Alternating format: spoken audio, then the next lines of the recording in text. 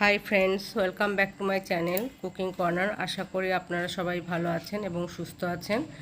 আমি চিতল মাছের একটা রেসিপি করে দেখাচ্ছি। তো চিতল মাছ অনেক রকমভাবেই করা যায়। চিতল মাছের মুইঠা, তারপরে চিতল মাছ কারি, চিতল মাছ যেটাই বলবেন, মানে অনেক রকমই করা যায়। আমি আজকে চিতল মাছের আমি একটা কারি রেসিপি করে দেখাচ্ছি। আমি 1 কেজির মতন চিতল মাছ নিয়ে এসেছিলাম। তো তারপরে এটাকে নুন, হলুদ এবং তেল দিয়ে ভালো করে ম্যারিনেট করে রাখতে হবে, বেশ কিছুক্ষণ রেখে দিতে হবে। তার কারণ যাতে নুনটা ভালো মতন ঢোকে মাছের ভিতরে। তেলও দিয়ে দিলাম, নুন হলুদও দিয়ে দিয়েছি। এবার মাখার পালা। এবার ভালো করে এটাকে মেখে নিতে হবে। 2 পিঠ ভালো করে মাখিয়ে বেশ কিছুক্ষণ রেখে দিতে হবে। তো আপনারা কেমন আছেন অবশ্যই জানাবেন। তো দেখুন, আমি ভালো করে এটাকে ভালো করে এপিট ওপিট ভালো করে মাখিয়ে নিচ্ছি, যাতে নুনটা ঠিক মতন মাছের ভিতরে ঢোকে। এই ম্যারিনেশনটা হচ্ছে গিয়ে খুব ভালো করে করতে হবে। চিতল মাছ খেতে খুব ভালো লাগে, খুবই ভালো, খুব মানে তেলাক্ত মাছ। এবং এই মাছ একটু পেঁয়াজ রসুন ছাড়া করা যায় না, ভালোও লাগে না। তো মোটামুটি আমার ম্যারিনেশন কমপ্লিট, আমি রেস্টে রেখে দিয়েছি। এবার আমি একটা চাটুর মধ্যে, মানে ফ্রাই প্যান চাটুর মধ্যে আমি তেল দিয়ে দিয়েছি। তেলটা গরম হয়ে যাওয়ার পরে আমি মাছগুলোকে আস্তে আস্তে করে ফ্রাই করে নেব। তো যাতে না লাগে, বা চিতল মাছ কিন্তু ফোটেও, গায়ে ছিটে আসে, তেল ছিটে আসে, কিন্তু ওই যেহেতু আমি তেল দিয়ে মাখিয়ে রেখেছিলাম, ওর জন্য কোনো অসুবিধা হয়নি। তো আমি একটা পিঠ হয়ে গেছে, আর একটা পিঠ আমি ঠিক সেম একইভাবে ভেজে নিচ্ছি। তো ভাজা হয়ে গেলে পরে আমি আস্তে আস্তে করে আমি অন্য একটা পাত্রে ট্রান্সফার করে নেব। তো সেম একইভাবে সবকটা মাছ আমি এইভাবে ভেজে নেব। দেখুন কত সুন্দর ভাজাটাও হয়েছে, একটা মাছও নিচে লাগেনি। তো এর জন্য যে মশলাটা লাগবে, সেই এখন মশলাটা আমি পরপর স্টেপ বাই স্টেপ দেখাচ্ছি। আমি তেল দিয়ে দিয়েছি। এবার আমি সোমবার দেব, জিরে দেব, তেজপাতা, শুকনো লঙ্কা এবং গরম মশলা, গোটা গরম মশলা দিয়ে দেবো। তেলটা গরম হয়ে যাওয়ার পরে আমি অল্প জিরে দিয়ে দিয়েছি। এরপরে শুকনো লঙ্কা দেব,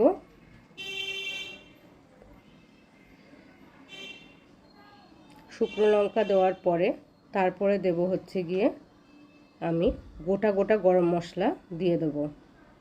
গোটা গরম মশলার মধ্যে থাকবে তেজপাতাও দিয়ে দিলাম, দারচিনি, এলাচ, লবঙ্গ,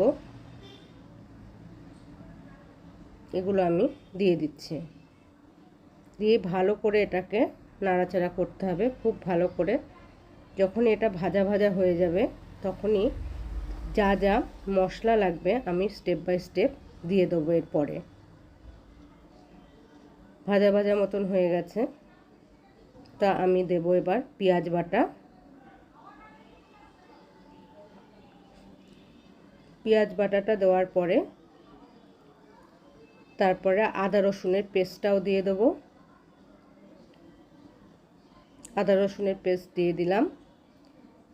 এরপরে দেব জিরে গুঁড়ো, ধনে গুঁড়ো এবং রেগুলার লঙ্কার গুঁড়ো আর হলুদ, আর তারপরে স্বাদ মতো নুন। জিরে গুঁড়ো দিয়ে দিচ্ছি, হলুদের গুঁড়ো দিয়েছি, জিরের গুঁড়ো দিয়ে দিচ্ছি। এরপরে ধনে গুঁড়ো দেব, ধনে গুঁড়ো দেওয়ার পরে দেব রেগুলার লঙ্কার গুঁড়ো,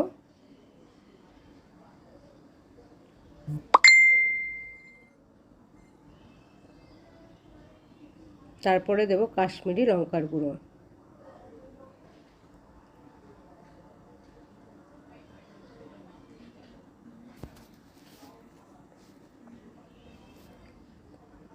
আর টমেটো কেচাপ,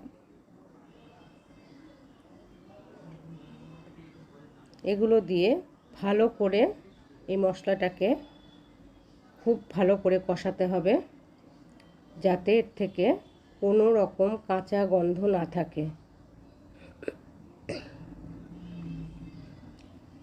আমি এখনও নুন দিইনি, আমি নুনটা দিয়ে নেব। স্বাদ মতো আপনারাও নুনটা ঠিক এইভাবেই দেবেন।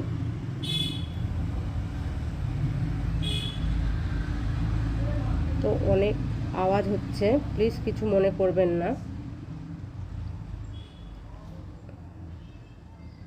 তো ভালো করে কষাতে হবে, খুব ভালো করে কষাতে হবে। কষানোর পরে আমি জল দেবো।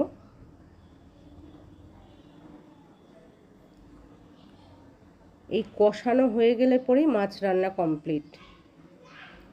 আর একটা এর মশলা রয়েছে, সেটা হচ্ছে গিয়ে বাদাম, কাজু বাদাম আর পোস্তর পেস্ট আছে, আমি ওটা পরে দেব। তো এর থেকে যখনই তেলটা ভেসে উঠবে বোঝাই যাবে যে কষানো হয়ে গেছে।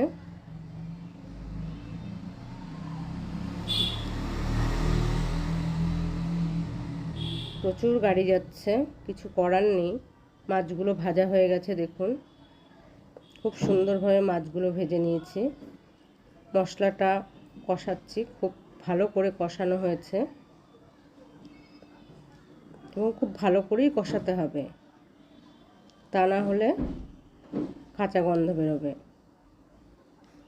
এখন আমি দিয়ে দেবো ওই পেস্টটা দিয়ে দিচ্ছি, কাজু বাদাম আর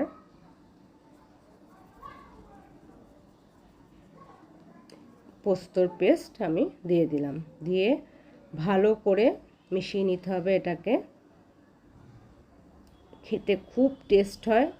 একবার শুধু এইভাবে রান্না করে দেখুন বাড়িতে, যে পদ্ধতিতে আমি করলাম ঠিক সেম এই পদ্ধতিতে করে দেখবেন, মানে অসাধারণ খেতে লাগে।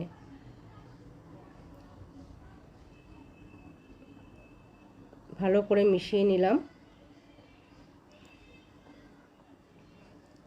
এরপরে আমি একটু কাশ্মীরি গুঁড়ো লঙ্কা দেব কালারটা হওয়ার জন্য।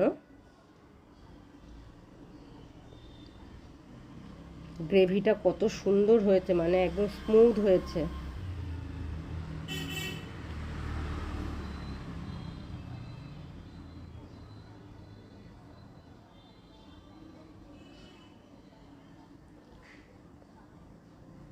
এখানে আমি কোনো আলু বা অন্য কোনো কিছুই ব্যবহার করিনি, শুধু এটা হচ্ছে চিতল মাছের কষা বলুন, চিতল মাছের তেল ঝোল বলুন, যেটাই বলুন, এটা সেই প্রক্রিয়াতে করা হচ্ছে। আমি একটু দিয়ে দিলাম কাশ্মীরি গুঁড়ো লঙ্কা, দিয়ে সামান্য একটু জল দিয়ে, আমি সামান্য জল দিচ্ছি, জল দিয়ে এটাকে ভালো করে মিশিয়ে নেব।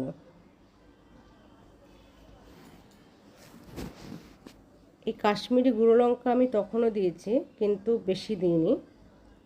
এটা কালারটা মানে খুব সুন্দর হয়, খুব ভালো, যার জন্য পরে আরেকটু দিয়ে নিলাম। এরপরে আমি এটা মেশানো হয়ে গেলে পরে একটু ঢাকা দিয়ে রাখবো। একটু কাঁচা লঙ্কাও দিয়ে দিলাম, যার যেরকম মানে যে যেরকমভাবে লঙ্কা খেতে, মানে আমি অল্পই দিয়েছি রেগুলার লঙ্কার গুঁড়ো, আমি ওর জন্যই কাঁচা লঙ্কা দিয়ে নিলাম। ভালো করে মিশিয়ে নিতে হবে মশলাটা, মানে মেন হচ্ছে মশলাটাকে ঠিক ভালো করে কষিয়ে নিতে হবে।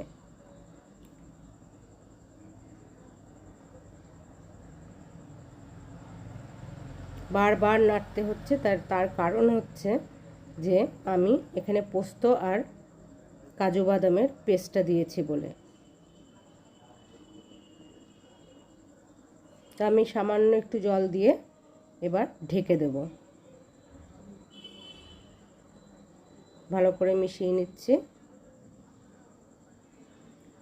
মাছ রান্না প্রায় আমার মানে 80% হয়েই গেল। আর 20% বাকি আছে। মাছগুলো দিয়ে তারপরে নামিয়ে ফেলবো।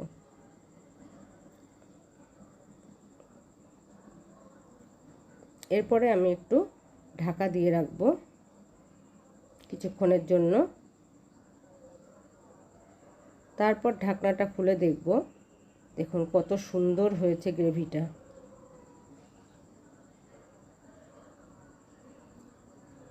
এবার আমি আস্তে আস্তে মাছগুলো পরপর, কেন যাতে ভেঙে না যায় সেই জন্য আস্তে আস্তে মাছগুলোকে দিয়ে দেবো।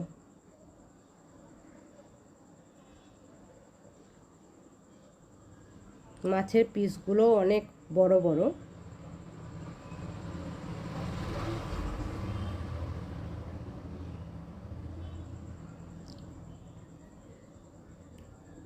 যাতে মাছের ভিতরে ঠিক মতন ঝোলটাও ঢোকে সেটাও দেখতে হবে। মাছগুলোকে সরিয়ে সরিয়ে আমি ওর জন্য ভালো করে মিশিয়ে দিচ্ছি। তারপরে আমি আবার উল্টিয়ে দেবো, নাড়িয়ে দেবো। তো আমার রেসিপিগুলো কেমন লাগছে আপনারা অবশ্যই কমেন্ট সেকশানে জানাবেন। আমাকে কেউই আমাকে জানান না কমেন্ট সেকশানে যে আমার রেসিপিগুলো কীরকম হচ্ছে। তো অবশ্যই আমাকে এইভাবে আপনারা যদি চিতল মাছ করেন এবং করে যদি আপনাদের খেয়ে ভালো লাগে তো আমাকে অবশ্যই কমেন্ট সেকশানে জানাতে ভুলবেন না। এবং প্রত্যেকটা আমার রেসিপি পাওয়ার জন্য অবশ্যই সাবস্ক্রাইব করবেন এবং বেল নোটিফিকেশানটাও অন করে রাখবেন। এরকম নতুন নতুন অনেক আমি রেসিপি রান্না করে আপনাদের সামনে দেখাবো। মোটামুটি আমি মাছগুলো সব দিয়ে দিয়েছি। এবার ভালো করে মাছগুলো নাড়িয়ে দিতে হবে ঝোলের সাথে। তার কারণ হচ্ছে গিয়ে যাতে মাছের ভিতরে ঝোলটা ঠিক মতন ঢোকে। হয়তো আমি সেইভাবে কথা বলতে পারি না, গুছিয়ে কথা বলতে পারি না, তো যাই হোক, দেখুন পুরো মাছের ভিতরে কিন্তু ঝোলটা পুরো মিশে গেছে।